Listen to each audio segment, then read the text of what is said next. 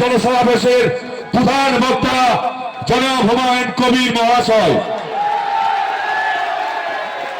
প্রিয় সঞ্চালক মুকাদ্দেস, মঞ্চে উপবিষ্ট সম্মানীয় অতিথিবর্গ, মঞ্চের সামনে লক্ষ লক্ষ মানুষ, সকলকে আমার সালাম, আদাব, নমস্কার, শ্রদ্ধা, ভালোবাসা, স্নেহ জানাই।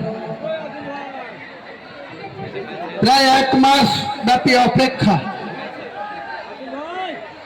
আপনারা জানেন যে গত 4 ডিসেম্বর আমাদের রাজ্যের মাননীয় মুখ্যমন্ত্রী, তৃণমূল দলের চেয়ারপারসন এবং তার দলের একজন কলকাতার মেয়র, আরবান দপ্তরের মন্ত্রী জনাব ফিয়াদ হাকিমকে দিয়ে তিনি কি বলেছিলেন? তিনি বলেছিলেন যে আমার রেজিনগরে বাড়ি, আমি কেন বেলডাঙ্গায় মসজিদ বানাতে যাব? তো রেজিনগরে বাড়ি, বেলডাঙ্গায় মসজিদ করা যাবে না।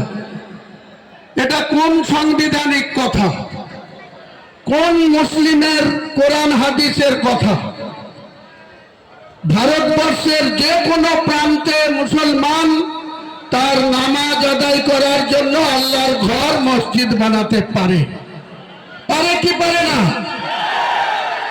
তাহলে এই যে ক্রস মুসলিম, ক্রস কেন বলছি? এই জনাব ফিয়াদ হাকিমের বাবা বাড়ি ছিল বিহারের গয়াতে। ওনার মা ছিল একজন হিন্দু রমণী, হিন্দু মহিলা। তিনি আর পৃথিবীতে নেই। মৌলানা আজাদ কলেজের অধ্যাপিকা ছিলেন। তাহলে মা হিন্দু, বাবা মুসলিম, ওই জন্য ক্রস বললাম। অর্ধেক মুসলমান, অর্ধেক হিন্দু।